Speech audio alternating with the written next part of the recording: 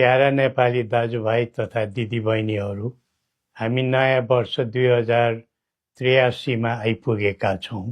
नव वर्षारम्भको यो परिवर्तनको पुनित अवसरमा देशभित्र र संसारका विभिन्न भूभागमा रहे बसेका सबै नेपालीहरूलाई सुख र शान्तिको मङ्गलमय शुभकामना।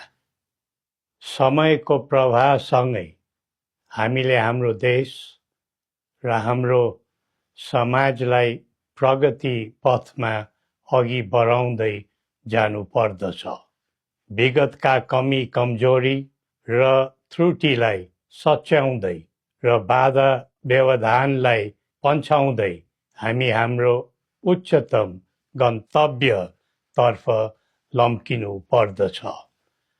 तब नै नयाँ वर्षको नवगत समयको अर्थ रहन्छ। बितेका कतिपय वर्ष वाञ्छित विकासका दृष्टिले नेपाल झन तल झर्दै गयो भन्ने नेपालीहरूको आम मनोभावना रह्यो। राजनीति, राज्य पद्धति र शासन प्रशासनको प्रणालीमा त हामीले निकै हेरफेर हेर्यौं, तर त्यो कोरा परिवर्तन मात्र भयो। दलदलको खलबलमा त हामी धेरै दगुर्यौं, तर राष्ट्रको श्रीवृद्धिमा हामी निकै पछाडि पर्यौं।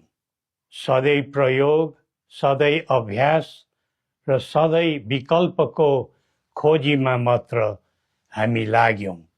फलस्वरूप हाम्रो देश प्रयोगशाला मात्रै रह्यो। स्थिरता, निरन्तरता र दृढता कता कता हराएर गयो।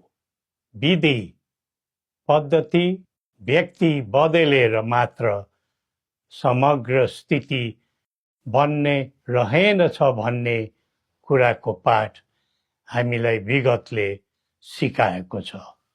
राजनीति र राज्य सञ्चालनको गतिविधिमा युवा पिँढीको संलग्नता बढ्दै जानु उत्साहको विषय हो।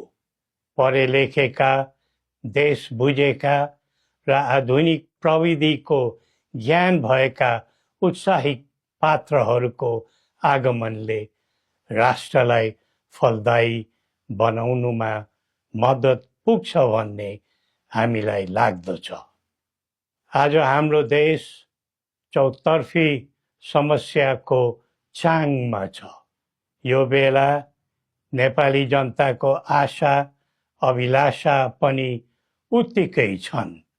यो स्थितिमा हाम्रो आर्थिक अवस्थालाई कसरी उकास्ने, छिमेकीहरू र बाह्य मित्र शक्तिहरूको सहयोग सद्भाव कसरी बढाउँदै जाने भन्नेमा हाम्रो ध्यान केन्द्रित हुनुपर्ने देखिन्छ। आन्तरिक सुरक्षा प्रणालीको दृष्टिले मुलुक अत्यन्तै नाजुक अवस्थामा परेको छ।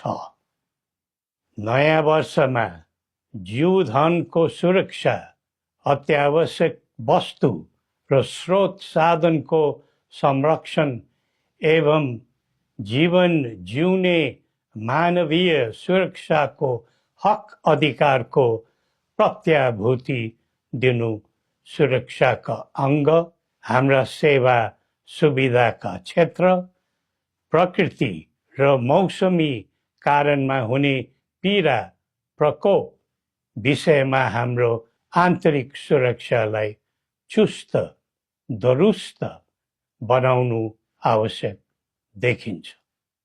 आजको विषम र अशान्त विश्वमा हामीले हामीलाई जोगाउने, हाम्रो उत्पादित आयातित वस्तुको जोगाड गर्ने र कुनै प्रकारको व्यवधान पर्न नदिने तर्फ राज्यको गहिरो ध्यान पुग्नुपर्ने देखिन्छ।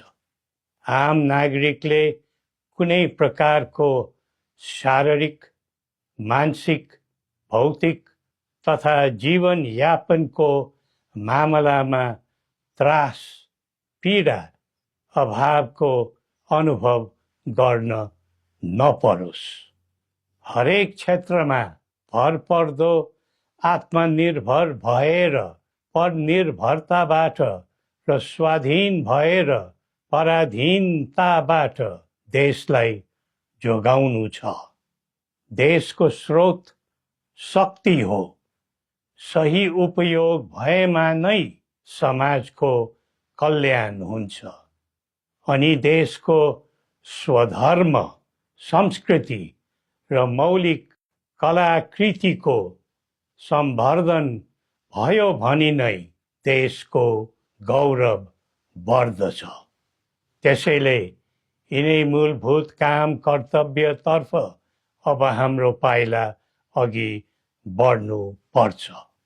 निषेध, फुट, द्वन्द्व र विद्रोहले हामी कमजोर हुन्छौँ। परस्परको राग, द्वेष, प्रतिशोध र निषेध राजनीतिमा हुनु हुँदैन।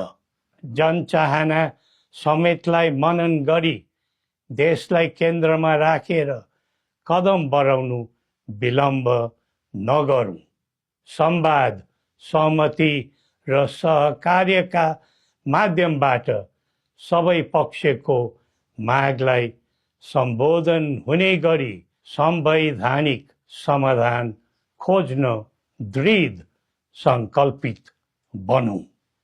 नेपाल शान्तिको भूमि बनोस्, उन्नतिको मुलुक बनोस् अनि आफ्नै मौलिक सनातन र पहिचानबाट परिचालित एवं प्रतिष्ठित बनोस्।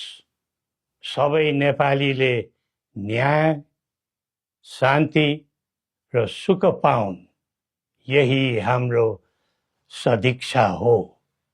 श्री पशुपतिनाथले हामी सबैको कल्याण गरून्।